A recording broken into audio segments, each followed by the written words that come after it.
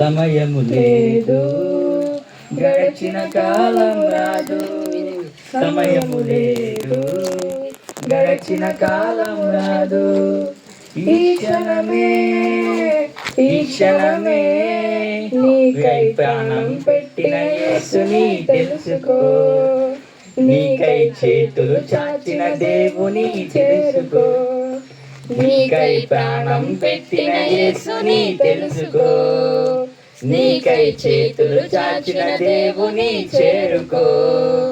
సమయము లేదు, గడిచిన కాలము రాదు. సమయము లేదు, గడిచిన కాలము రాదు. నిజ దేవుని ఎరుగని జీవితము ఎంత కాలమైనా దాని వైభవం దుఃఖమురా. విశ్వాసము లేని నీ క్రియలు ఎంత గొప్పవైనా అవి చివరకు మృతమురా. నేతగాని నాడి కన్నా గాలికి గురు పొట్టు కన్నా. నేతగాని నాడి కన్నా గాలికి గురు పొట్టు కన్నా వడివడిగా గతిస్తున్నది జీవితం. ఫలము లేక నశిస్తున్నవి క్రియలు. వడివడిగా గతిస్తున్నది జీవితం. ఫలము లేక నశిస్తున్నవి క్రియలు. తెలుసుకోనేస్తమా నీ దినములాంతము ఎట్లుందని. తెలుసుకోనేస్తమా నీ దినములాంతము ఎట్లుందని. సమయము లేదు, గడిచిన కాలం రాదు. సమయము లేదు, గడిచిన కాలం రాదు. జీవాత్ముడు లేని దేహము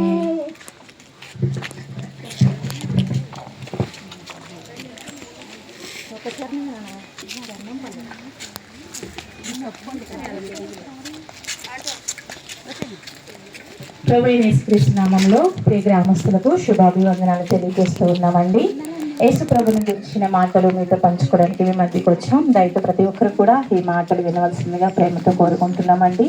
ప్రభువైన యేసుక్రీస్తు వారు 2024 సంవత్సరాల క్రితము ఈ లోకాన్ని ఎంతో ప్రేమించి ఈ లోకానికి వచ్చినట్లుగా పరిశుద్ధ గ్రంథమైన బైబిల్ చాలా స్పష్టంగా తెలియజేస్తుంది. ఆయన ఈ లోకానికి రావడానికి గల కారణం చూస్తే కనుక బైబిల్ గ్రంథంలో చాలా విషయాలు చాలా క్లుప్తంగా రాయబడి ఉన్నాయండి. అంటే క్రీస్తు పూర్వము, అంటే క్రీస్తు పుట్టక ముందు కొన్ని విషయాలు రాయబడి ఉంటాయి. క్రీస్తు పుట్టిన తర్వాత కూడా చాలా విషయాలు, అంటే క్రీస్తు పుట్టిన తర్వాత ఏ విషయాల గురించి రాయబడ్డాయంటే మనిషి ఈ లోకంలో పుట్టిన తర్వాత ఆ మనిషి పట్ల దేవుని ఉద్దేశం ఏమై ఉందో, ఆ మనిషి కోసము దేవుడు ఏం చేశాడో, ఆ మనిషి యొక్క విలువలేంటో, మనిషి ఈ లోకంలో ఎలా జీవించాలో, ఎలా జీవిస్తే ఎలా ఉండగలుగుతాడు, అంటే అసలు మనిషి జీవితం యొక్క అర్థం ఏంటో ఈ క్రీస్తు పుట్టిన తర్వాత చాలా స్పష్టంగా తెలియజేయబడుతుందండి. ఆయన 33.5 సంవత్సరాలు జీవించి చివరి 3.5 సంవత్సరాలు కూడా ఆయన జీవితాన్ని దీంట్లో పొందుపరిచినట్లుగా మనం చూస్తాము. అయితే ఆయన నడిచి చూపించిన మార్గము మనిషి తన జీవిత కాలం అంతా కూడా ఈ లోకంలో జీవించిన కాలం అంతా కూడా అనుసరించి నడిచే అన్ని మాటలు ఈ పరిశుద్ధ గ్రంథంలో ప్రభువైన యేసుక్రీస్తు వారు పొందుపరిచినట్లుగా మనం చదువుతామండి. అంటే చాలా విషయాల గురించి దీంట్లో రాయబడ్డాయి. ఆయన స్వయంగా తన నోటితో మాట్లాడిన విషయాలు ఉన్నాయి. ఎన్నో విషయాలు ఆయన గురించి బోధించిన విషయాలు. అంటే మనిషి దేవుడు తన రూపంలో, అంటే క్రీస్తు పుట్టక ముందు బైబిల్ గ్రంథం ఏం చెప్తుందంటే క్రీస్తు పుట్టక ముందు దేవుడు మనిషిని ఎలా చేశాడో చాలా స్పష్టంగా రాయబడి ఉంది. ఎలా చేశాడంటే తన రూపంలో, తన స్వరూపంలో, తన పోలిక చొప్పున నరుని చేశాడు. నరుని చేసి ఏం చేశాడంటే ఈ నరుడు నా ఆలోచన తగ్గట్లుగా జీవిస్తాడు, నా ఉద్దేశాలన్నీ నెరవేరుస్తాడు, నా చిత్తాన్ని నెరవేరుస్తాడు, నాకు నచ్చినట్లుగా జీవిస్తాడు అని చెప్పి దేవుడు ఎంతో ఆశ కలిగి ఉన్నాడు. కానీ ఆ మనిషి ఏం చేశాడంటే అవిధేయత వల్ల, దేవుని ఆజ్ఞని వినకపోవడం వల్ల, దేవుని మాట వినకపోవడం వల్ల శాపాన్ని కొని తెచ్చుకున్నాడు. ఆ శాపము మనిషికి ఏం తెచ్చిందంటే మరణాన్ని తెచ్చింది. అప్పుడు దేవుడు అనుకున్నాడు కదా, అయ్యో నా బిడ్డను నేను చేసినప్పుడు మరణాన్ని ఇవ్వలేదే, నా బిడ్డను మరణించడానికి కాదు కదా, నా రూపంలో నా స్వరూపంలో నేను చేసుకున్నాను, మరణించాడు కాబట్టి ఆ మరణం నుంచి తప్పించాలంటే నా బిడ్డలకి నేను పాపం నుంచి విడిపించబడాలి, ఆ పాపం నుంచి తప్పించబడాలి, కాబట్టి నేనే దానికి పర్యవసానంగా నేనే ఎలా అయితే మనం సృష్టించాడో అదే విధానంలో కూడా పర్యవసానం మనకి చేయాలని చెప్పి తన ఏకైక కుమారుడైన యేసు ప్రభువుని ఈ లోకానికి పంపించాడు. ఈ లోకానికి పంపించినట్టే క్రీస్తు పుట్టిన నాటి నుంచి కూడా చాలా స్పష్టంగా మనిషి ఏ పాపం వల్ల శాపాన్ని కొని తెచ్చుకున్నాడో ఆ శాపం నుంచి విడిపించబడడానికి, ఆ శాపం నుంచి తప్పించబడడానికి, ఆ శాపం నుంచి నిత్య దీవం అంటే దేవుడు ఎక్కడి నుంచి అయితే మనం తీసుకొచ్చారో అక్కడికి నడిపించడం కోసం చాలా విషయాలు దీంట్లో పొందుపరచబడి ఉన్నాయి. దీంట్లో చాలా విషయాలు ఆయన మాట్లాడతాడు, చాలా ఆజ్ఞలు ఇస్తాడు. పరిశుద్ధ గ్రంథం చాలా స్పష్టంగా తెలియపరిచేది ఏంటంటే మాట వినకపోవడమే పాపం అని చెప్తున్నాడు. ఎందుకంటే ఈనాడు చాలా మంది మాట వినకపోవడం వల్ల ఎన్నో తప్పులు తెచ్చుకుంటున్నారండి. మనం కుటుంబ పరంగా చూద్దాం, వ్యక్తుల పరంగా చూద్దాం. కుటుంబంలో ఒకరికొకరు సమాధానం ఉండట్లేదు, నెమ్మది ఉండట్లేదు. ఎందుకంటే ఒకరి మాట అంటే ఒకరికి ఇష్టం ఉండట్లేదు, ఒకరంటే ఒకరికి ప్రేమ ఉండట్లేదు.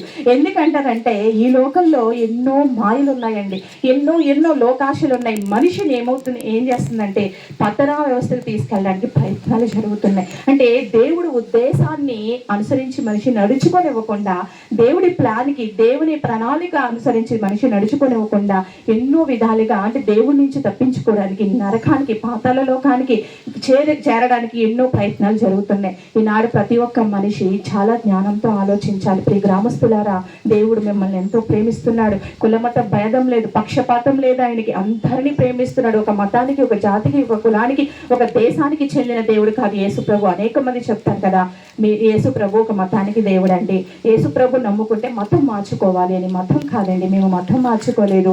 మేము యేసు ప్రభుని మా మనసు మార్చుకుని మా సొంత రక్షకుడుగా ఆయన అంగీకరించాం. ఎందుకంటే ఈ లోకంలో ఎంత జీవించిన మనిషి శాపాన్నే తెచ్చుకుంటాడు, మరణాన్ని తెచ్చుకుంటాడు. యేసు ప్రభును ఒప్పుకుంటే యేసు ప్రభు మాట మనల్ని బ్రతికిస్తుందండి. ఆయన పుట్టిన తర్వాత 3.5 సంవత్సరాలు ఆయన మాట చేత అనేక మందిని బలపరిచాడు. ఆయన మాటలో జీవం ఉందండి, ఆయన మాటలో శక్తి ఉందండి, ఆయన మాటలో జీవం ఉంది. చనిపోయిన వారు కూడా లేచారండి ఆయన మాట ద్వారాగా. ఈ రోజు మనము ఆయన మాటలో ఏముంది, ఏం చెప్పాడు అంటే కనుక ఆయన చెప్పిన మాట ఏంటంటే నిన్ను వలని పొరుగు వారిని ప్రేమించు అని చెప్పాడండి. నిన్ను వలని పొరుగు వారిని ప్రేమించు అనే మాట చాలా కష్టమైంది. మనం పలకడానికి చాలా ఈజీగా ఉంటుంది, కానీ అనుసరించాలంటే అది చాలా కష్టమైన పని అండి.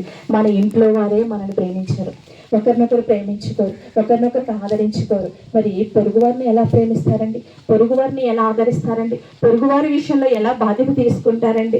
ప్రేమించలేకపోతున్నారు. ఎందుకంటే స్వార్థం, అసూయ, కుళ్ళు, కుతంత్రాలు, ఇలా ఎన్నో. ప్రేమ గురించి యేసు ప్రభు ఎన్నో మాటలు చెప్పాడు. ప్రేమ డమ్మముగా ప్రవర్తించాలి, అమర్యాదగా నడుచుకోదు, స్వార్థాన్ని కోరుకోదండి, త్యాగాన్ని కోరుకుంటుందండి. మంచి మనసు కలిగి ప్రేమన్న వారు మంచి మనసు కలిగి ఉంటారు. ప్రేమ అన్ని విషయాల్లో తాలుకుంటుందండి, ద్వేషింపబడదు. అనేక రకాలుగా ప్రేమ ఏం చేస్తుందంటే పాపములన్నిటినీ కూడా కప్పుతుందంట. ప్రేమ లేనివాడు మనిషే కాదని బైబిల్ గ్రంథం తెలియజేస్తుంది.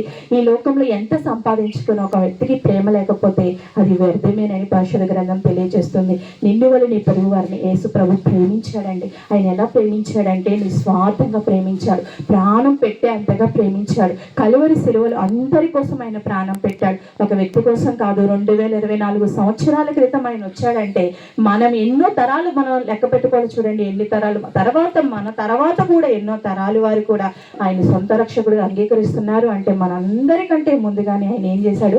మనందరి కోసం ప్రాణం పెట్టాడు. మనం చేయాల్సింది ఏంటంటే ఈ లోకంలో ఉన్న మనము నా పాపముల కోసం యేసుప్రభు ఈ లోకానికి వచ్చాడని తెలుసుకోవాలి. ఎందుకంటే ఈ లోకంలో ఎన్నో మార్గాలు ఉన్నాయి, ఎన్నో పనులు చేసి ఎన్నో విధాలుగా స్వర్గానికి చేరుకోవాలి, పుణ్యలోకానికి చేరుకోవాలని మనిషి ఎన్నో తాపత్రయపడుతున్నాడు. కానీ ఏ మార్గం ద్వారా పుణ్యలోకానికి చేరలేమని పరిశుద్ధ గ్రంథం చాలా స్పష్టంగా తెలియపరుస్తుందండి. ఏకైక మార్గము, నేనే మార్గము, సత్యము, జీవము. దేవుని రాజ్యానికి చేరాలంటే, స్వర్గానికి చేరాలంటే, పుణ్యలోకానికి చేరాలంటే సత్యంలో నడవాలండి. సత్యాన్ని అనుసరించి నడుచుకోవాలి, పాపాన్ని విడిచిపెట్టాలి, అపవిత్రతను విడిచిపెట్టాలి, ద్వేషాన్ని విడిచిపెట్టాలండి. ప్రేమించాలి. అందరినీ ఎలా ప్రేమించాలంటే శత్రువుని కూడా ప్రేమించాలండి. ఇరుగు పొరుగు వారిని మాత్రమే కాదు, శత్రువుని క్షమించాలి, శత్రువుని ప్రేమించాలి. చేసి చూపించాడు యేసు ప్రభు. అలా ఎవరైతే చేయగలుగుతారో, ఆయన చెప్పిన పని ఎవరైతే చేస్తారో వాళ్ళకి ఖచ్చితంగా నిత్య జీవం ఉంటుంది, అంటే పరలోక రాజ్యం ఉంటుంది.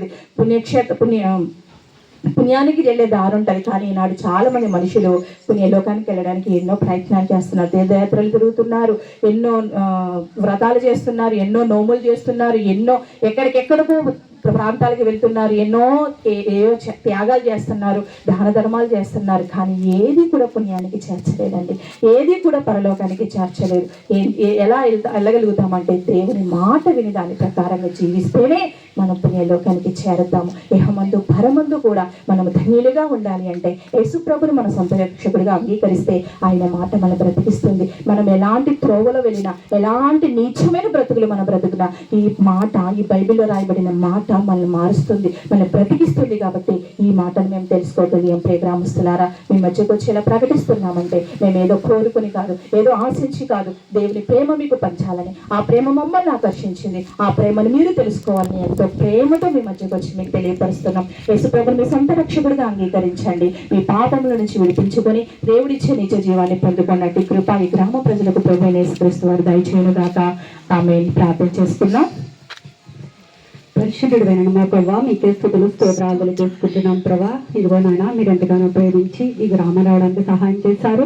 ఇదిగో నాయన, మీ మాటలో చెప్పడానికి ఎంతగానో కృప చూపించారు నా తండ్రి. అవును నా ప్రభా, మీరు ఇచ్చిన ఆజ్ఞలు పాటిస్తే నా తండ్రి అయ్యా పుణ్యలోకానికి ఎలా చేరతారో నాయన చెప్పబడి ఉన్నవి నా ప్రభా. అయ్యా ఏ విధంగా ప్రేమించాలో అయ్యా నా తండ్రి శత్రువులను కూడా ప్రేమించమన్నావు నా తండ్రి. నాయన అయ్యా ఆ మాటలు నాయన అదిగో విన్న బిడ్డలు ప్రతి ఒక్క బిడ్డ నా తండ్రి పాటించడానికి సహాయం చేయనుచున్నాం ప్రభా. అయ్యా నిత్య జీవానికి వెళ్ళే దారిని నా ప్రభా ప్రకటించి ఉన్నాం నా తండ్రి. అయ్యా నా తండ్రి ప్రతి ఒక్క బిడ్డ తెలుసుకోవడానికి సహాయం చేయండి ప్రభా. అయ్యా ఏ బిడ్డలైతే విని ఉన్నారో నా తండ్రి, అయ్యా విన్న బిడ్డలు ఆచరణలో పెట్టడానికి నా తండ్రి మీరే సహాయం చేయండి ప్రభా. మీకు స్తోత్రాలు. అయ్యా విత్తబడిన మాటలు నా తండ్రి వృధా పోకుండా నా తండ్రి ఫలించే కృపను ఈ గ్రామ ప్రజలకు దయచేయమని యేసయ్య నామమున అడుగుచున్నాం తండ్రి. ఆమేన్. అందరికీ వందనాలండి.